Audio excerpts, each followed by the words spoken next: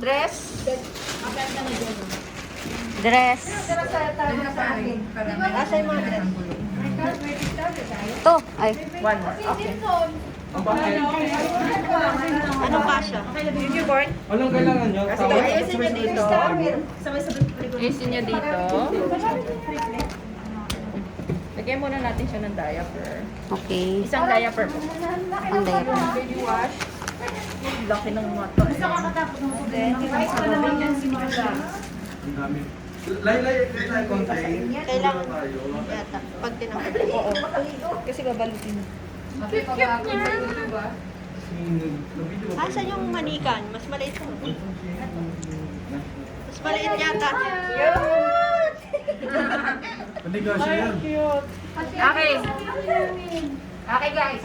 Premature kasi yung... So, infant bath is one of our main responsibility as nursing assistant if we will be assigned in pediatric wards or neonatal wards. Okay? So, we need to know how to do it. So, and we need to familiarize ourselves. So, I know if you are a mother, you know how to do it, right? But we will try to do the standards in the hospital setup. Okay? Because some of us, we know to take bath of our patient, but we don't know what is the standards in the hospital. So, let's do it. So, first is when you will do the baby bath. When you will do it? After birth. After birth? After? Pag pinanganak na siya. So after birth, the nurse or the nursing assistant will do the baby bath. And after that, Pag inuwi na yung baby. Hindi. yes, correct. Pag inuwi na yung baby. If you will take the baby home, so when will that? Pag when you will do this? 3 days? When you will do the baby bath? 1 day before the mother discharge. 2 to 3 days.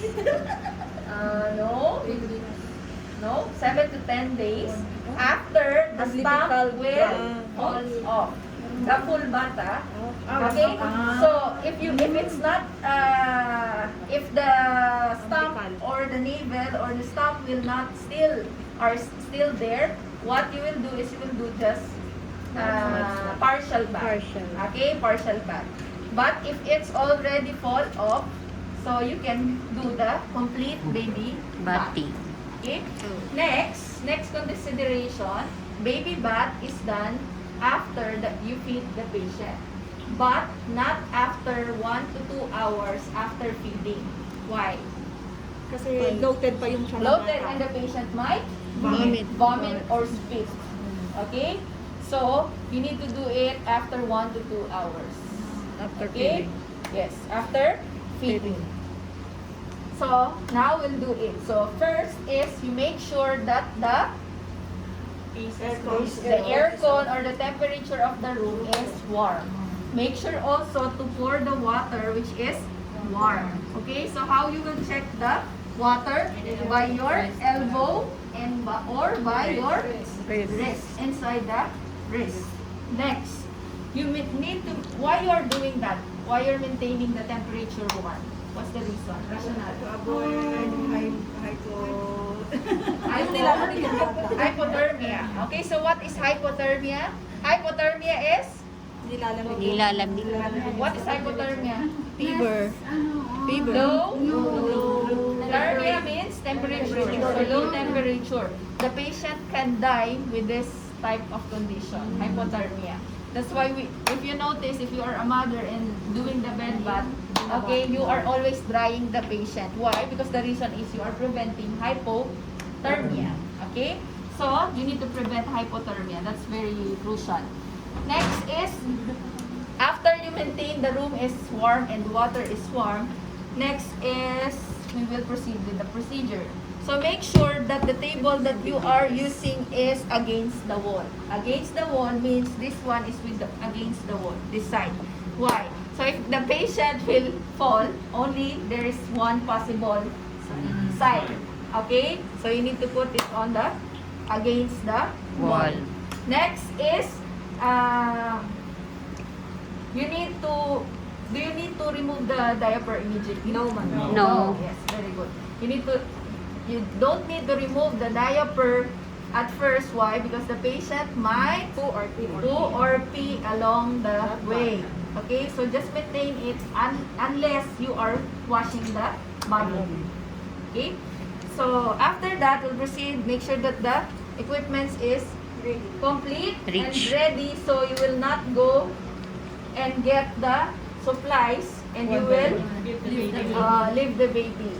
Okay, so now is first, what part is the first to give bath? Face or eyes? First is eyes. So, get the baby. Alam ko naman. Gusto. Eh, Ay, siya pala. Sa kabila. dyan. Pag pinindot na. Okay, so hold the baby in football hold. So, football hold. Okay, this is called football hold. Then, put one towel here. Okay, so if you will put the baby will not slip. Okay, then one towel for rinsing or washing the baby. Okay, so first is the eyes. Inner ka. Laki ng eyes niya. Inner eyes. And then outer eyes. Then face, neck, ears, back of the ears. Okay, then bring the baby again. Always wash, rinse, and dry. Okay, to prevent hypothermia. Okay, so now,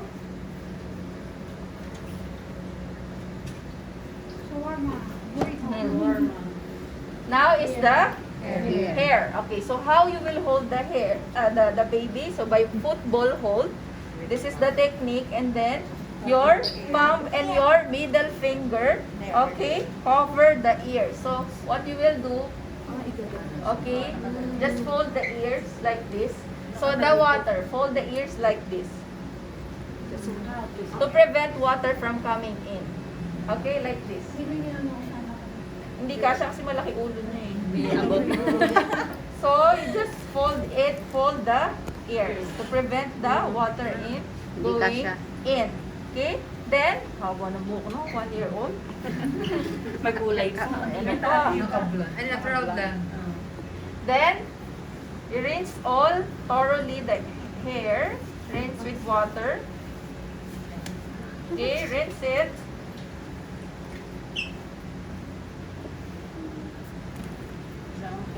Shampoo, lather, make lather, thorough.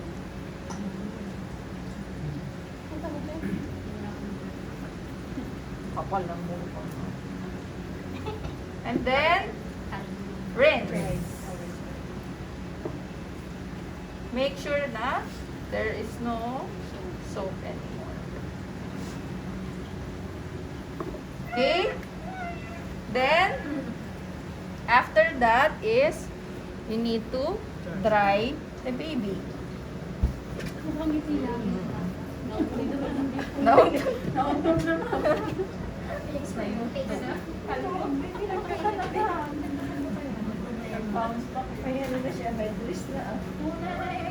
Tuwan-tuwa siya, oh.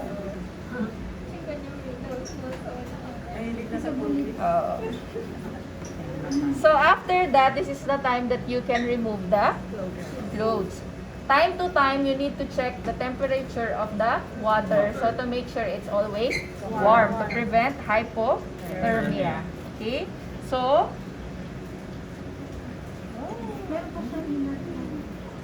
you need to Dapat yung meron. So, in removing the diaper, guys, okay, if you don't know how to remove the diaper,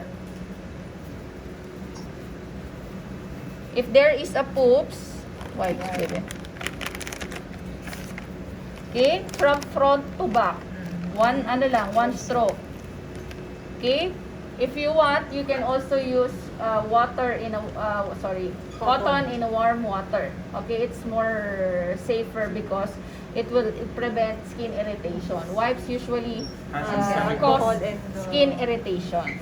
Okay, make it down, put it down. Okay, so if there is still, okay, and then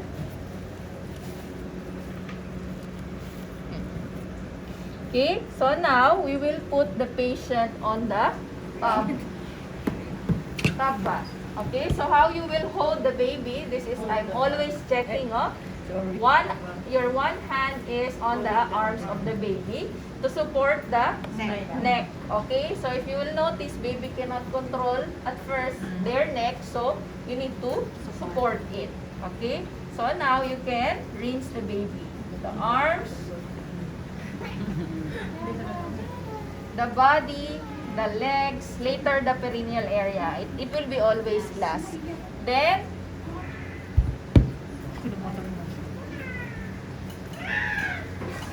okay mga tiyan. Wash.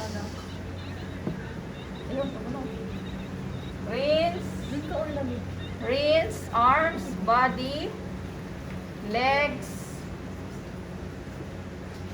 So how you will flip the patient? On flipping the patient, hold the patient on the other hand and support the back and neck.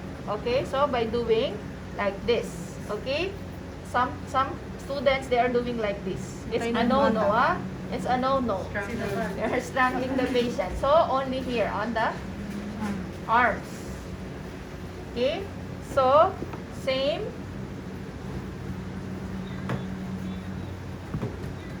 Rinse first. Iiyak. Mga kanta. Si Chucky ata. Si Chucky. Rinse.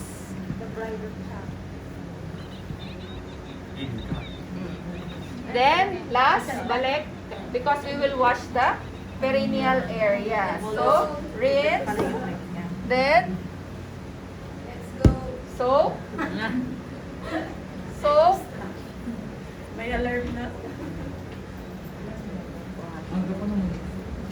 Nulo ko lang. Okay, so now, okay, you need to dry thoroughly the patient. Okay, so including the skin folds of the baby, you should dry it thoroughly. Kilikili to prevent hypothermia.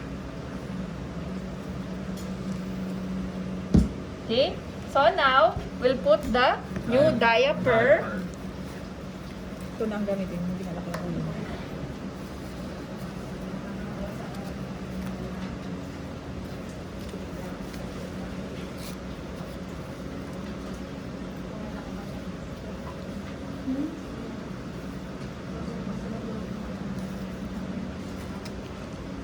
Make sure that you will not cover the navel or the stump of the patient. Why?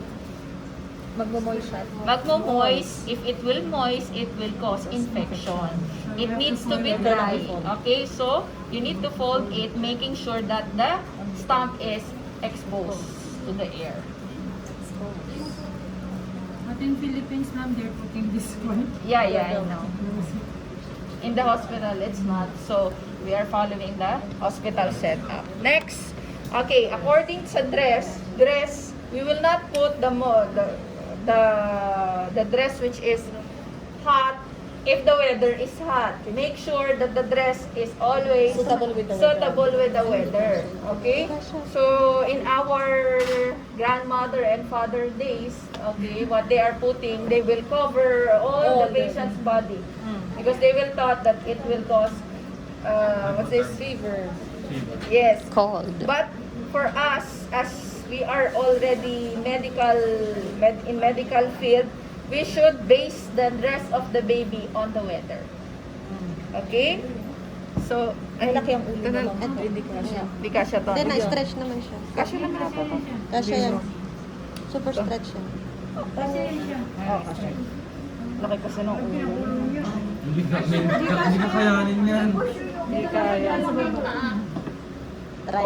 Yung kapa lang. Dito na. Ito na lang. Ayan, yan. Dahil mainit sa UAE.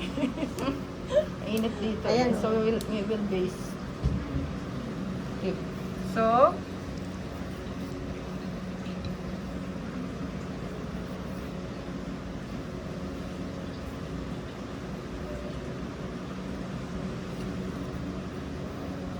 How many minutes will you shower the baby? How many minutes? the shower should be it should be fast. It should be fast because to prevent hypothermia. So as fast as you can, as long as you did all the things that you need to do. Pa-alter natin yung damit. Laki, oh. Laki. Pa-alter.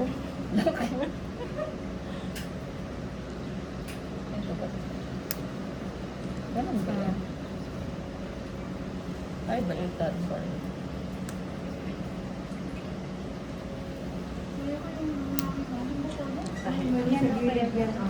Ito nga siya eh. Tapos, Ayun naman. oh! May design. Dito, ayun po. Ayun pala yun. Iba? Kasi parang yung tinatalo yan, pero pin na lang. Galing talaga ni mother. Yung ano niya, ang forma niya, talagang ganyan na siya.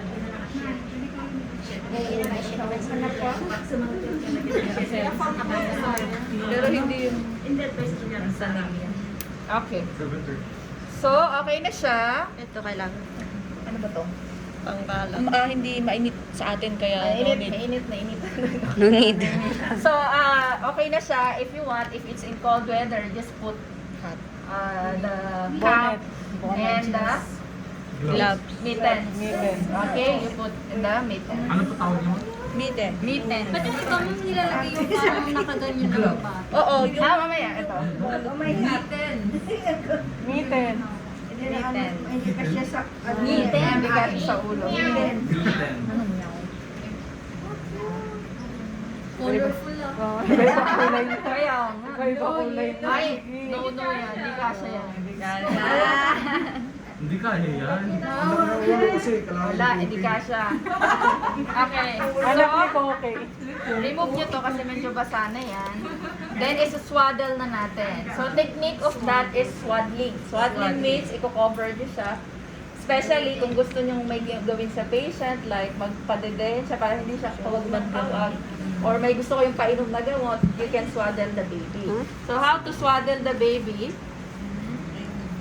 Ngayon yung nakikita natin sa mga Yung mga Indian, mahilig silang magkaroon.